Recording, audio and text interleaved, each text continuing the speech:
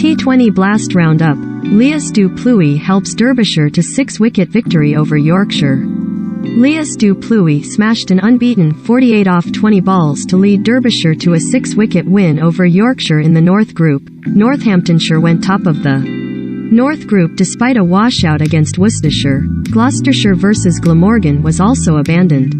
Leus du Plooy smashed an unbeaten 48 off 20 balls to lead Derbyshire to a 6-wicket victory over Yorkshire in a rain-affected Vitality Blast North Group match in Chesterfield. With the Falcons chasing a revised target of 105 from 10 overs, du Plooy hit 2 sixes and a 4 off Matthew Waite to clinch a dramatic win with 2 balls to. Sponsored link. If you'd rule Thailand, this game simulates geopolitical conflicts.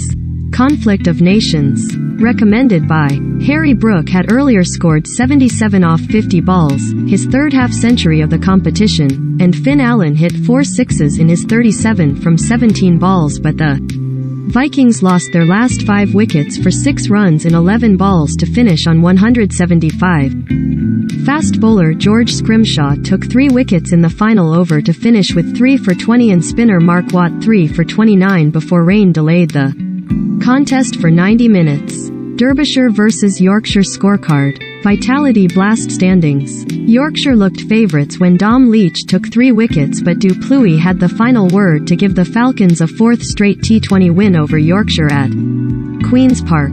The Vikings had threatened to run riot after Allen and Adam Lith took 32 from the first 2 overs, but Watt slammed on the brakes with a double wicket maiden in the Lith was bowled swinging wildly at the spinner's first ball, and Tom Kohler-Cadmore was yacked by a quicker ball without scoring. Watt's next over cost 14 as Brook drove him for 4 and a straight 6, but the Falcons claimed the big wicket of Allen in the last over of the power play, when he lifted Matty McKiernan to deep square. But Brook was combining placement with power, straight driving Alex Hughes and McKiernan for 6s to reach 50. From 29 balls, although the Falcons were keeping the Vikings in range by picking up wickets. Shadab Khan drove McKiernan for 6 but then played on to Watt before Wolfrane drilled Hughes to long off. Scrimshaw used the short ball well to slow the scoring rate, and, although Brook pulled Watt for 6, the Vikings fell away badly, scoring only 29 from the last 5 overs. Brook and Matthew Waite fell to Kerr trying to clear the ropes before Scrimshaw bowled a superb final over, taking 3 wickets and conceding only 1. Jordan Thompson scored only 12 from 17 balls before he skied to third man. Dom Bess was LBW first ball and Matthew Revis was caught behind swinging at another well-directed short ball. Rain delayed the Falcons' chase, and when the game resumed, Leach struck twice in the second over. Luis Reese ramped the first ball for 6 but was LBW to the next, and Wayne Madsen was caught behind cutting at the 5th. Du Plooy got the Falcons back on track by driving Revis over long off his 16 came from the 3rd over, but Thompson responded by conceding only 3 from the. Du Plooy pulled 2 4s off the 5th to leave the Falcons needing 56 off 30 balls, and the home side moved ahead of the rate with 3 boundaries off.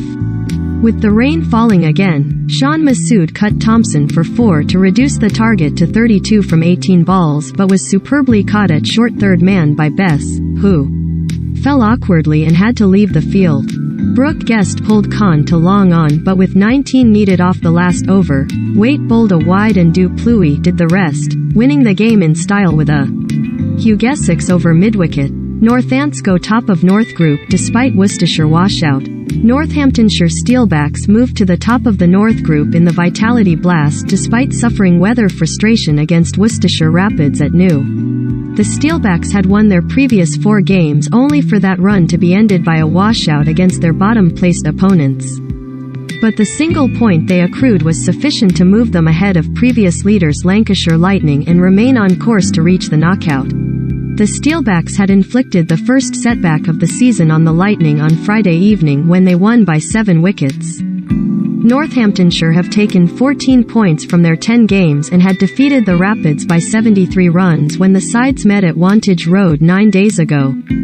Proceedings got as far as Steelbacks skipper Josh Cobb winning the toss and putting the Rapids into bat in a game reduced to 11 overs a side and scheduled to get underway at 4:45 p.m. But a further downpour led to the game being abandoned and denying Cobb the chance to score a fourth successive half-century in the tournament. The Rapids had lost 8 of their opening 9 games before this washout. They would have been without batter Jack Haynes, their second highest run scorer in the Blast this summer with 235, had play got underway. He suffered a knee injury when fielding in Friday evening's defeat by Leicestershire Foxes at the county ground. Gloucestershire suffer Blast setback after Glamorgan clash abandoned. Gloucestershire's attempts to secure a quarter-final berth in the Vitality Blast received a setback when their home game against Glamorgan was abandoned, without a ball being bowled after adverse weather hit Bristol. Looking to bounce back after defeat to neighbours Somerset, 24 hours earlier, Gloucestershire required victory in order to keep in touch with the frontrunners in the South Group, but they were frustrated by the steady rain that arrived into the West Country in late afternoon and continued to fall on the seat-unique stadium throughout the early evening. Ground staff commenced a mopping-up operation at 7 p.m. and umpires Hassan Adnan and David Milnes, following a 7:45 p.m. inspection, decided that an 11-over-a-side contest would be possible. Gloucestershire skipper Jack Taylor won the toss and elected to field, but the rain returned just moments before the scheduled start at 8:15 p.m., forcing the players back into the dressing room. The big covers went back on and it came as no surprise when the umpires called it off, leaving the two teams to take a point apiece. Gloucestershire moved back above Hampshire into 4th place, while Glamorgan leapfrogged Middlesex and Sussex into 6th spot to keep alive their faint hopes of reaching the knockout stages. Glamorgan can further improve their position when they host Sussex at Sophia Gardens on Sunday, while Gloucestershire return to action against Kent at Canterbury on Tuesday.